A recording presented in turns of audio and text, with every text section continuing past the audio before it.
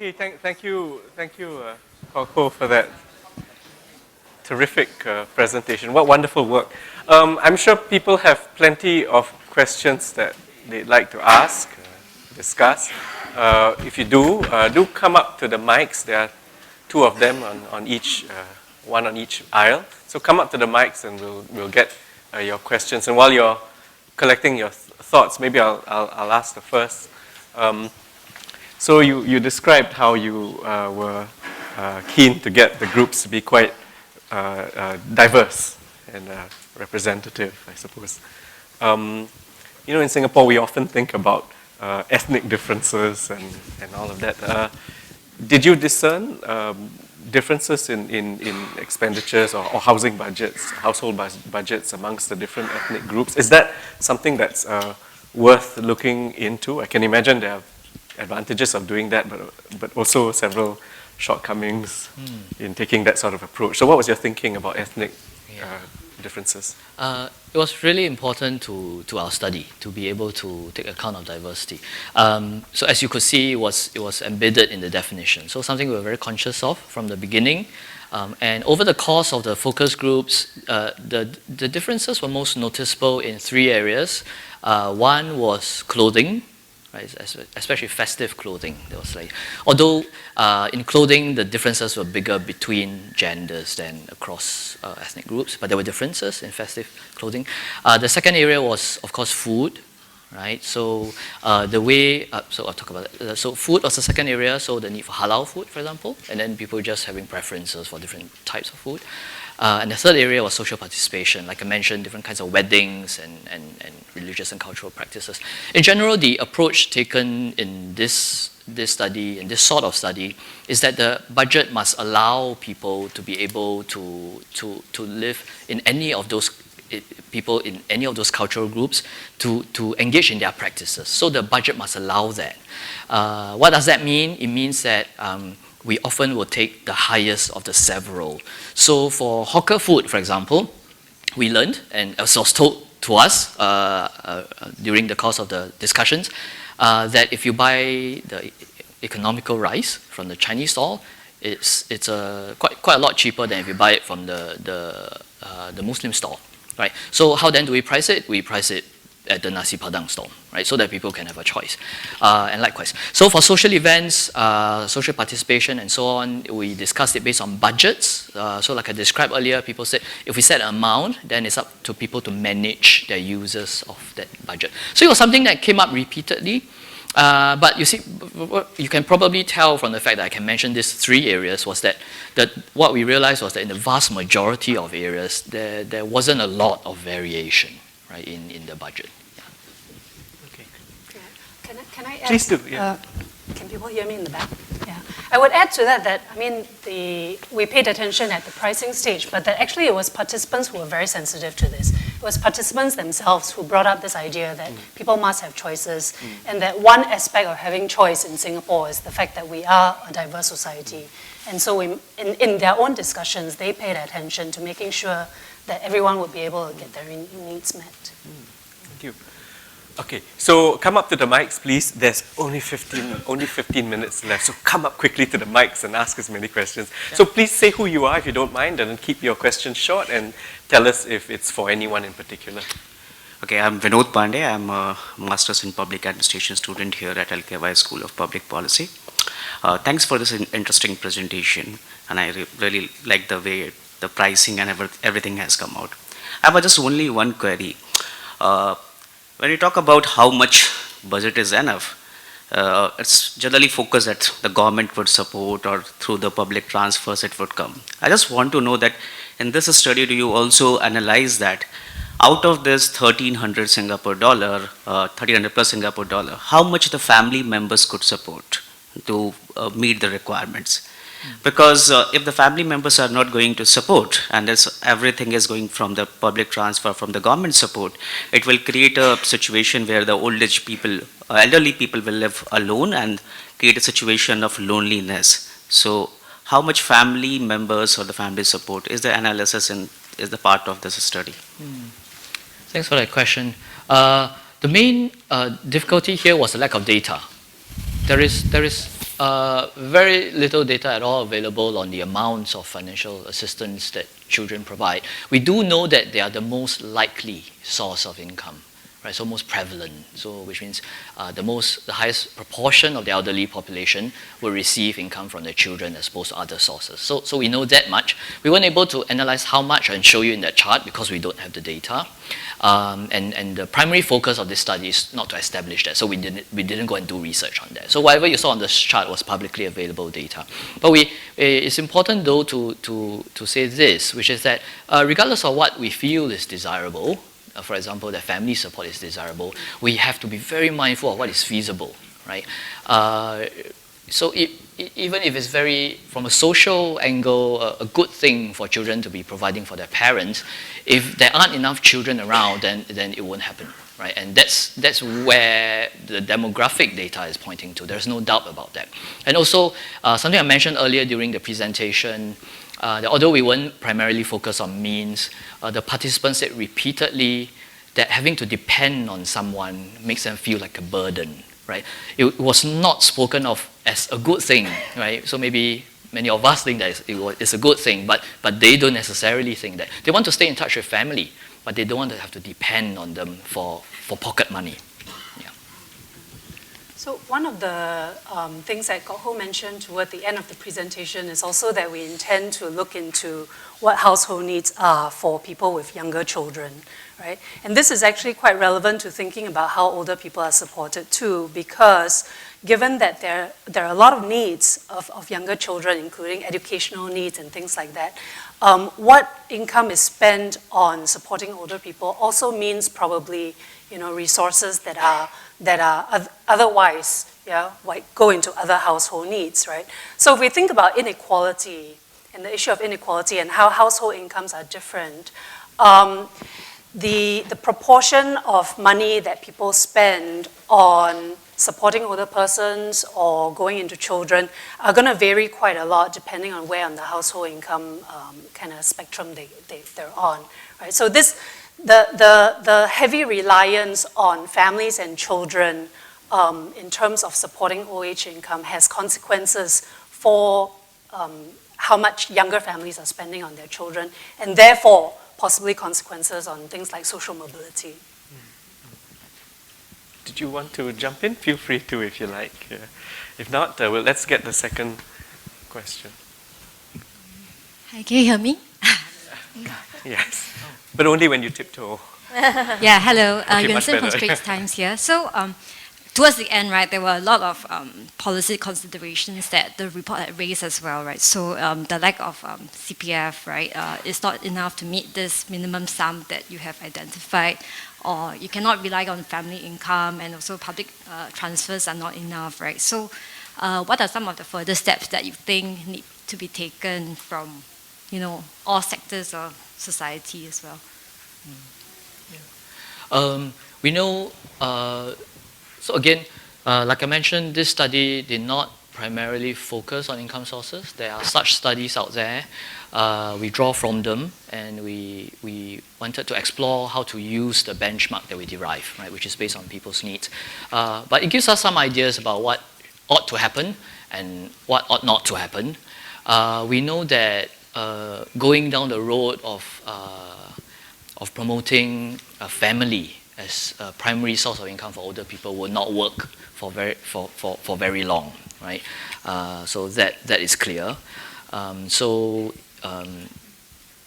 if we think about things like incentivizing more family and support and so on, not that those can't be done, but we need to recognize the absolute constraints to those sort of initiatives. And then if we look at the menu of possible income sources, if it's not family, you only have two other things. So we look at work, right, the market. I think it's reasonable to expect that people work longer years. Many people want to work longer years. So then it becomes a key of making sure that work pays, right, and that wages are adequate. And there are many different ways to go about it, but we know that the principle is clear: wages must be adequate. And then, of course, we're currently schemes to give help to people who either can't work or don't make enough from their work, if there are any obstacles to accessing schemes, those two need to be addressed, right? So for a study that doesn't directly examine income sources, those are the broad directions that it already points to. Yeah. Okay, I see quite a few people. So can we maybe listen to about two or three questions, and then we get people to respond to them. So please go ahead. Hi, Stephanie here. I just want to know if there are any government agencies who are conducting similar research and then applying it somehow to come up with the standards that they do for their means tests. Because right now there are levels, right, that they do apply. So is there any kind of similar means of coming up with basic minimum income standards to determine those levels among the agencies? Yeah. Can we hear your question too, please? Hey, I'm Cheryl. I have a couple of questions. I think the first question is because this was actually followed other countries, so I just want to know whether there's any prelim analysis on how our budget standard actually compares to, for example, the UK, or like what areas in terms of our budget is some slightly different. Then one clarification question I have is whether the scenarios were actually based on retirees or elderly people who continue working, because I think their expenditure patterns might be slightly different. Then also thirdly, because you base the scenarios on those who are age 70, so for those who are older, perhaps even 80 or towards 90, their expenditure patterns are again different. Perhaps the healthcare might be a lot more of a concern. Yeah, so those are my questions. Thank you. Okay, sir, maybe let's listen to yours too. Hello, I'm Clement I'm from the law faculty. So just to check, I understand that the workforce income supplement is actually meant to be the alternative kind of minimum wage to ensure that at least there's a minimum income for people to survive on. So do you think that given this study, the WIS should be reconsidered and maybe increased? Mm. Should I go? Yeah. All right.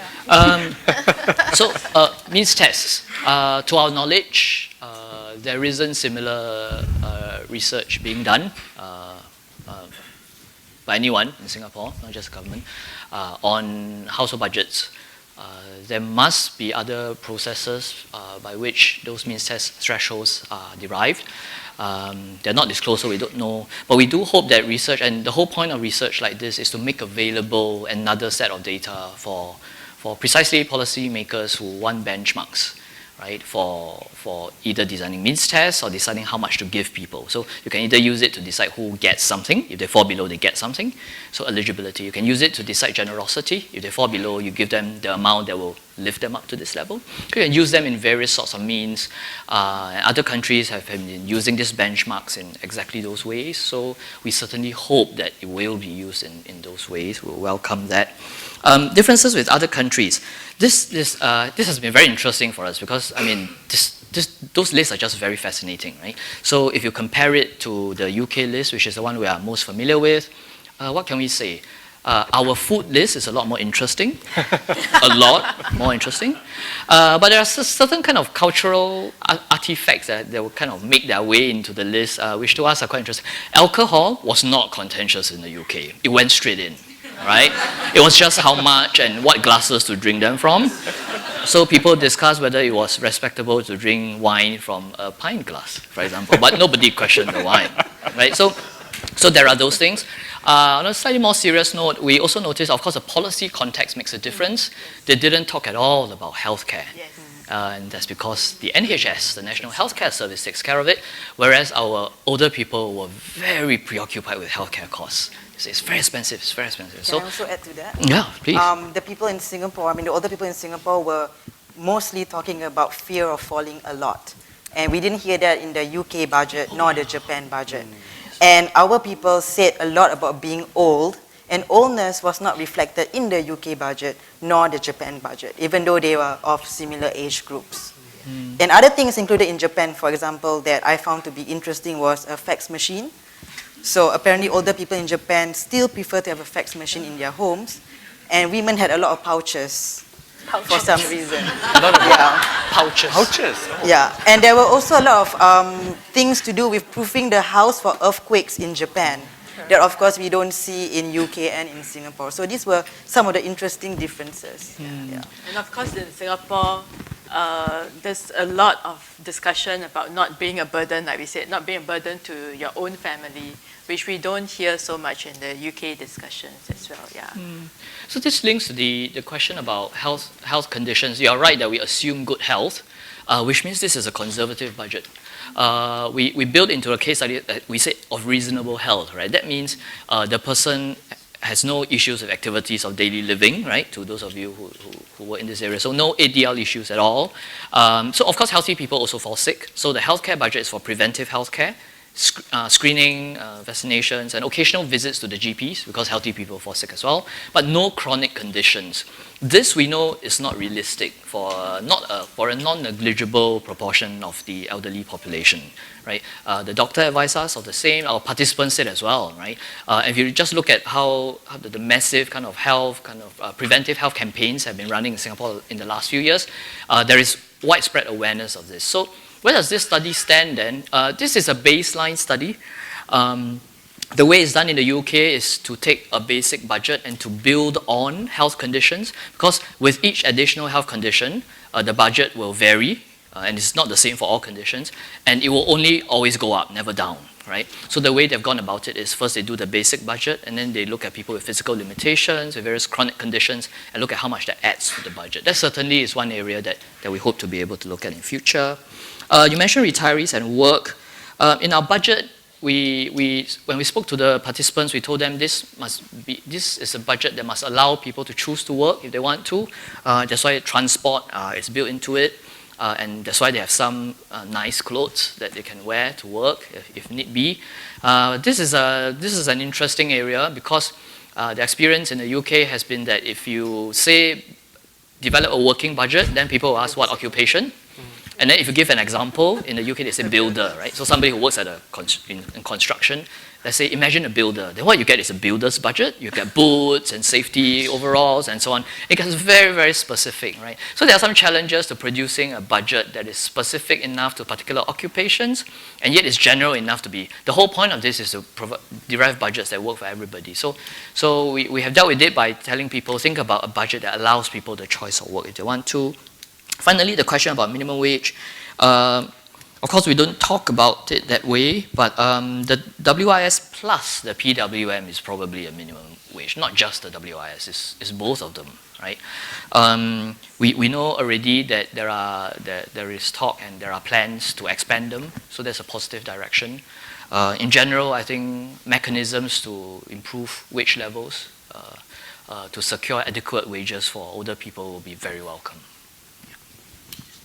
Any more questions? Yes, please. You don't mind staying on for a bit longer? Okay, thanks. Constance Singham. I have no question, but just a comment. What struck me, the impact of your study is that because you were respectful of the diversity, how much we share in our value system. So in Singapore, in spite of the multiculturalism, there is shared value. And I think that's a very important conclusion that our policymakers should take note of. And thank you so much for the work you did. It's amazing work. Thank you very much. Thank you. Thank you. My name is Kush Chopra, and I echo Constance Singham's compliment as to the very good work that you've done. My question is about work categories, in particular the occupation and worker budgets. You mentioned 3 top categories that you identified, in which about 2/3 of our elderly will work. I wonder how you came to those 3 categories. I also wonder about how that compared to the three categories in other countries like the UK? And that's my question. Thank you. Can we hear your question as well? Thank you. Sorry. Yeah, sure. Yeah, I'm Chunon, member of public. Thank you for the sessions. Learn a lot from it. I just wonder, what's the rationale to pitch it at 2-bedroom at the moment? I mean, is there a rationale for this? You know, in terms of, you know, because that's in terms of the strata of people across this population. Why do you start at 2-bedroom and not sort of, you know, a 3-bedroom? Thanks. So unless there's anyone else who's dying to ask a question, we'll take that to be the last one. Okay, one more question. One more. Final question. Please do. Please do. You're saying that they do not want, they don't expect friends and children to support them. Have you considered what is the cost of dying, funeral, cremation? Yes. This is a very important question. By the way, I'm home BTech, I'm a retired. Excellent. Thank you. Thank you. Okay. I'm Anne Lee from NUS. I wonder if you took into account the fact that there are really two categories of old people. There are people who've been poor all their lives and never accumulated anything. And there are people who come to old age with assets. Now, you mentioned 4 cases, all of them owned a flat. But the people in a much more difficult position are the ones that never owned a flat. But if they also have a store of clothes and furniture and stuff from because they were better off when they were young, surely their needs, the answers are different from what they was. And then just a little question. Did you read Goh Keng Swee's Urban Incomes and Housing 1954? Because he struggled with exactly the points you make, but he didn't come to a very satisfactory answer. Thank you. So all really excellent questions, and maybe what we can do is go down the line, and if you have any reactions to the questions, perhaps we want to start with you, Wei?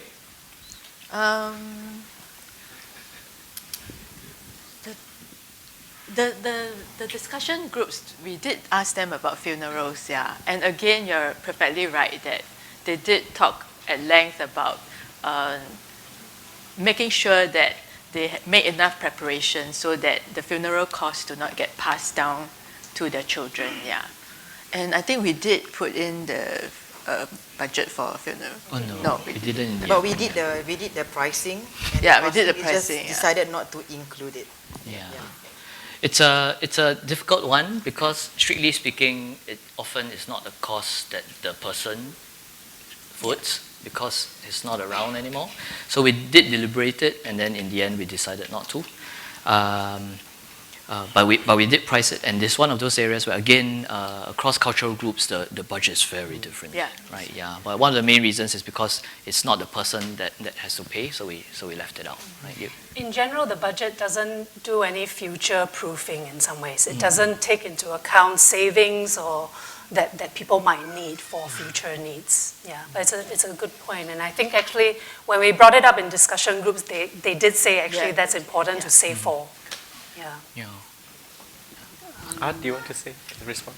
Also, the question why we didn't consider, for example, those who are living in rental flats or people who basically come into old age with assets is because we need to basically understand that minimum should apply to everyone, regardless of where they are in their life stage or what they have done in their early lives that leads to their later life. So we always tell them, imagine Madam and Mr. M, you drop them in the middle of the flat, a 2-room flat, what do they need? So people did struggle with the idea of how can I come into this world with nothing? But like Kok Ho said, over time people got used to the idea that we should think of things that could equalize everyone on the same page regardless of where you have been in your earlier life. So that is very central to the value of this study. Yeah.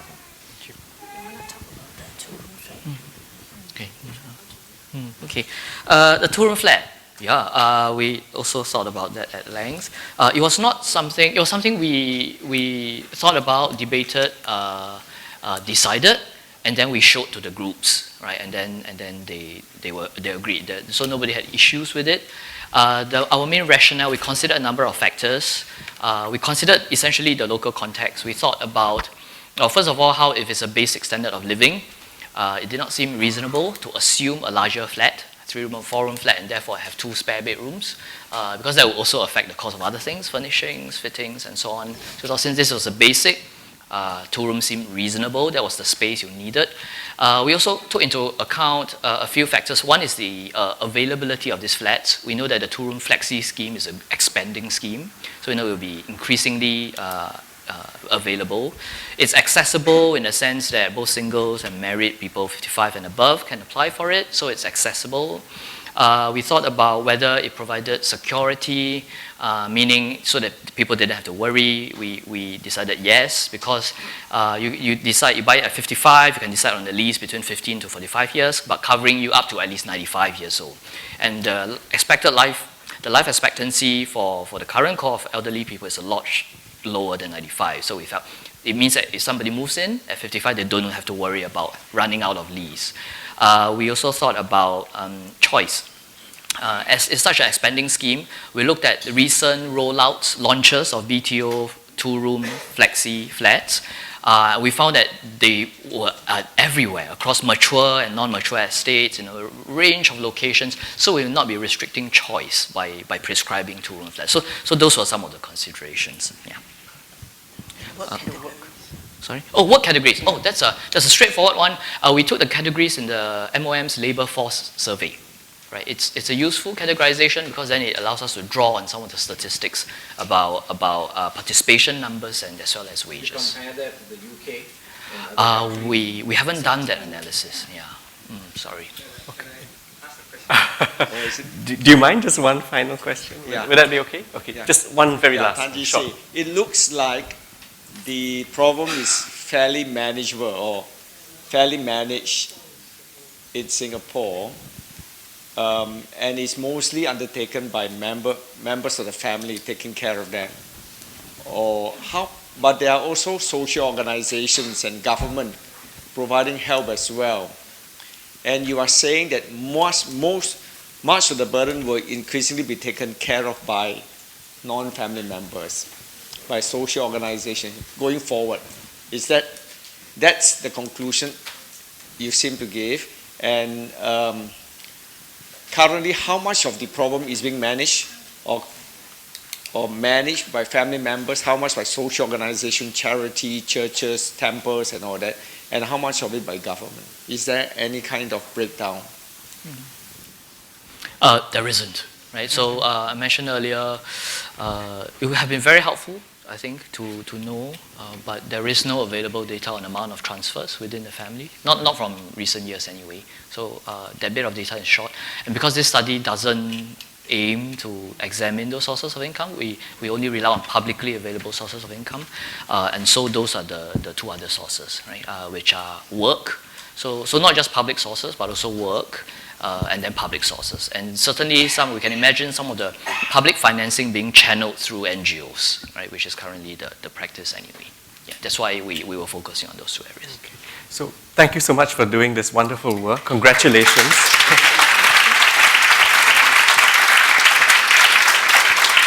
So everyone's got the website. We're all going to look at your data and look forward to more. Yes. Thank you. Thank you very much. Thank you.